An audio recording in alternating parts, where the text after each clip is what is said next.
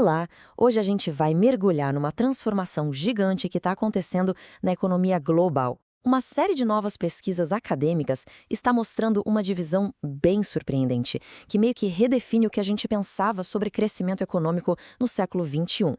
Vamos entender isso juntos? Sabe aquela ideia que a gente sempre ouviu? Que os países se desenvolvem saindo do campo para a fábrica e da fábrica para o escritório? Mas será que essa transição para uma economia de serviços é mesmo um caminho garantido para a prosperidade? A resposta, como a gente vai ver, é bem mais complexa do que parece. Pois é, uma série de artigos dos economistas Wallace Pereira, Fabrício Mício e Frederico Gonzaga Jaime Jr. mostra que conforme o mundo foi trocando a indústria pelos serviços, não surgiu um, mas dois caminhos bem diferentes. E essa descoberta muda tudo na forma como a gente entende o desenvolvimento hoje em dia. Para a gente entender essa divisão, primeiro a gente precisa falar de um processo que, assim, remodelou as economias do mundo todo, a desindustrialização. Olha, tudo começou lá nos anos 70, quando os países desenvolvidos viram a fatia da indústria na economia diminuir. A América Latina foi pelo mesmo caminho um pouco depois, nos anos 80. Só que apesar de o processo parecer o mesmo na superfície, os resultados foram completamente diferentes, criando duas histórias econômicas distintas. E é aqui que a história fica interessante de verdade. Olha só a diferença. Nos países desenvolvidos, a perda de empregos na indústria abriu espaço para os chamados serviços de valor. Pensa em pesquisa e desenvolvimento, TI, consultoria, atividades super tecnológicas que puxam a inovação e a produtividade para cima. Já na América Latina, a desindustrialização levou principalmente aos serviços de custo, que são aquelas atividades de baixa tecnologia que não exigem muita qualificação e, no fim das contas, não agregam tanto valor assim. E essa diferença toda não é só um detalhe para o economista discutir, não. Ela basicamente cria uma nova versão daquela divisão clássica da economia, a de centro-periferia, que a CEPAL já falava há muito tempo.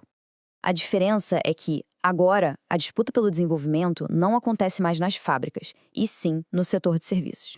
E os dados, gente, eles não mentem, são bem claros. Esse gráfico aqui mostra a produtividade em várias regiões. Dá uma olhada nessa linha da América Latina, praticamente parada por 30 anos.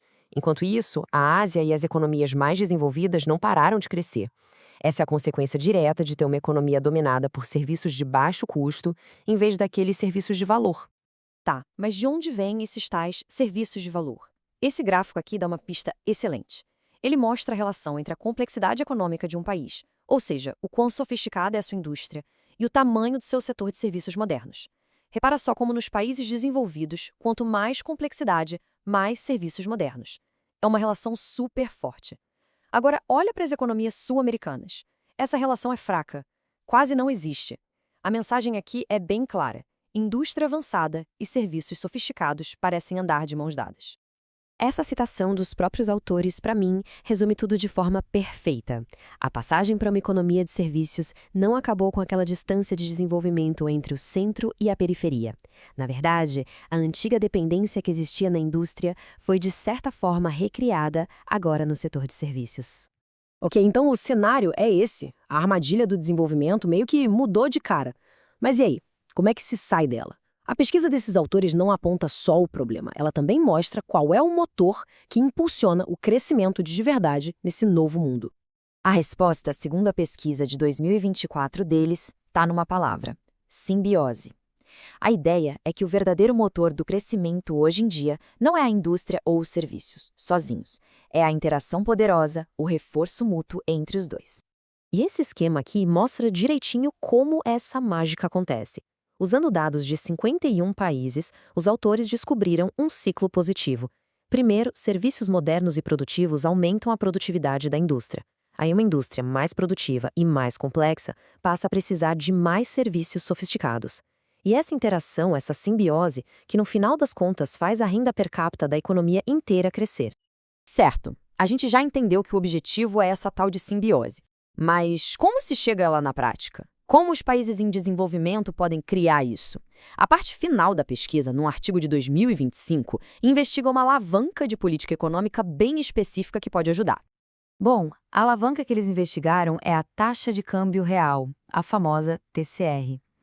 De forma simples, é ela que define se os produtos e serviços de um país estão caros ou baratos para o resto do mundo. A hipótese dos autores é que manter uma TCR competitiva, Ou seja, um câmbio mais desvalorizado pode ser um jeito de dar um gás no setor de serviços modernos. E o raciocínio é mais ou menos assim, olha só. Um câmbio competitivo deixa os serviços do país mais baratos lá fora. Isso aumenta a demanda, o que gera mais lucro para as empresas do setor. Com mais dinheiro em caixa, essas empresas investem mais, seja em tecnologia, seja contratando gente mais qualificada. E esse ciclo de investimento acaba gerando crescimento e inovação, fortalecendo um dos lados daquela relação de simbiose que a gente falou. Bom, depois de tudo isso, o que fica de mais importante? Essa série de pesquisas do Pereira, Mício e James Jr. nos dá um jeito novo e muito poderoso de pensar o desenvolvimento no século XXI.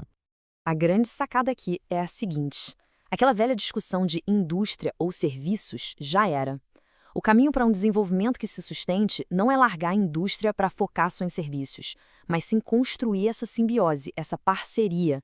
Os países que conseguirem criar esse ciclo positivo entre uma indústria sofisticada e serviços modernos e dinâmicos são os que vão conseguir superar essa nova divisão entre centro e periferia.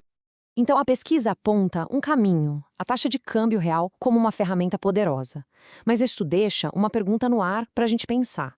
No mundo cada vez mais digital, com inteligência artificial, transição energética, que outras políticas, que outras estratégias poderiam ser usadas para construir essa simbiose e garantir um futuro mais próspero para todo mundo?